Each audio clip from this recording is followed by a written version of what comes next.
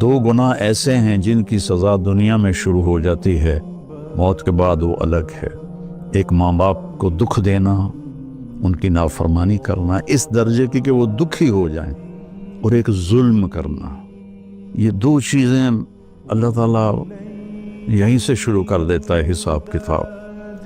میری والدہ کے ماموں زاد بھائی تھے، تو وہ دھکے کھاتے کھوتے چھپ چھپا کے انگلینڈ پہنچ گئے۔ اللہ تعالیٰ نے ان پہ کرم کیا، وہ بہت مالدار ہو گئے۔ تو میں سب سے پہلے 82 میں گیا تھا چلے کے لیے۔ میں نے کہا ماموں جی آپ تھوڑا تشریف لائیں، تو کہتے پتر میں نے ویل کوئی۔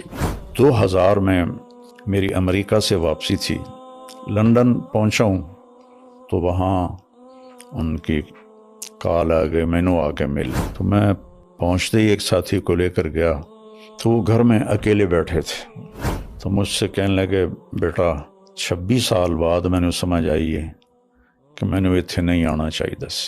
کہنے اے پتر ویکھ میرا 6 بیڈ روم کا ہے، ویلا پہ ہے، میرے پتر میں نے چھوڑ کے چلے گئے۔ میری مامی کہنے لگی پتر اے ملک ویکھن دے ہیں رہن دے نہیں ہے۔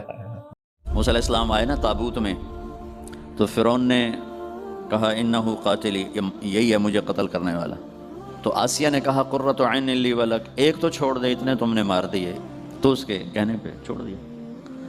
ایک دن اس موسیٰ علیہ السلام کو گود میں لیا ہوا تھا، تو ان کا ہاتھ داڑھی پہ پڑ گیا۔ فرعون زور لا بیٹھا، داڑھی نہ چھڑا سکے، اس نے کہا اے ہی میرے مارن والے انہوں نے مارو۔ آسیہ نے پھر منت کی، نہیں بچہ ہے، ان کا میں اس کا امتحان لیتا ہوں۔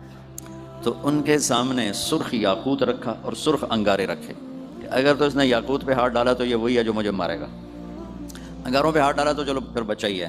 تو موسیٰ علیہ السلام کے سامنے جب دونوں آئے نا، تو انہوں نے یاقوت کی طرف ہاتھ بڑھایا، جبریل نے آ کے یوں کر دیا اور انگاروں پہ ہاتھ ڈال دیا۔ تو انہوں نے ایک انگارہ منہ میں ڈالا تو زبان توتلی ہو گئی۔ یہ انسان کے اندر ایک خوبی ہے، یہ ہر چیز میں خوبصورتی چاہتا ہے۔ سال ختم ہونے کو ہے، 2025 شروع ہونے والا ہے۔ انسان کے پاس جو سب سے قیمتی دولت ہے وہ وقت ہے، وہ زندگی ہے، وہ ٹائم ہے، اور ہم ایک ایک پیسے کے لیے محنت کرتے ہیں اور ایک ایک روپے کے لیے کتنی کوشش کرتے ہیں، لیکن ایک سیکنڈ جو وقت ہے، یہ پوری دنیا کے خزانے اس کو واپس نہیں لا سکتے اگر وہ ضائع ہو گیا۔ یہ اللہ تعالیٰ کی بہت بڑی قدرت میں سے ایک چھوٹا سا نمونہ تھا کہ 3 کپڑوں میں اٹھایا اور سارے خلا کے پردوں کو چاک کروا کے 7 آسمان کے دروازے کھلوا کر سدرۃ المنتہا پہ جبریل کی بھی بس ہو گئی کہ اس کے آگے اتنا بھی اوپر گیا تو جل کے راکھ ہو جاؤں گا۔ تو اس سے اوپر آپ تشریف لے گئے، اور پھر عرش خوشی سے جھوم اٹھا، اہتز عرش الرحمن، عرش خوشی سے یوں جھوم رہا تھا۔ خوشی میں انسان بے خود ہو کر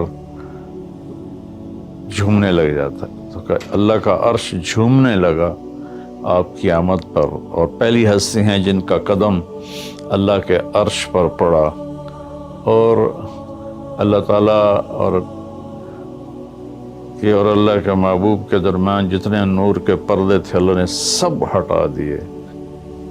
سوئٹزرلینڈ میں 2-3 دفعہ گیا ہوں، دنیا کا خوبصورت ترین ملک، اور ایک آدمی غریب نہیں وہاں، ایک آدمی وہاں غریب نہیں، سب خوشحال ہیں، مالدار ہیں، فقیر غریب ایک شخص بھی نہیں۔ اس طرح انہوں نے اس کو سیٹ کیا، اور اس ملک میں خودکشی کرنا قانوناً جائز، کہ آپ درخواست دیتے ہیں میں مرنا چاہتا ہوں، وہ آپ کی درخواست پہ آپ کو زہر کا ٹیکہ لگا کے موت کی نیند سلا دیتے ہیں۔ ملک خوبصورت، لوگ خوبصورت، وادیاں خوبصورت، گھر خوبصورت، سواریاں خوبصورت، تو پھر وہ وہاں مرنے کی اجازت کیوں ہے؟ ان کے پاس یہ علم نہیں ہے کہ زندگی خوبصورت کیسے بنتی ہے۔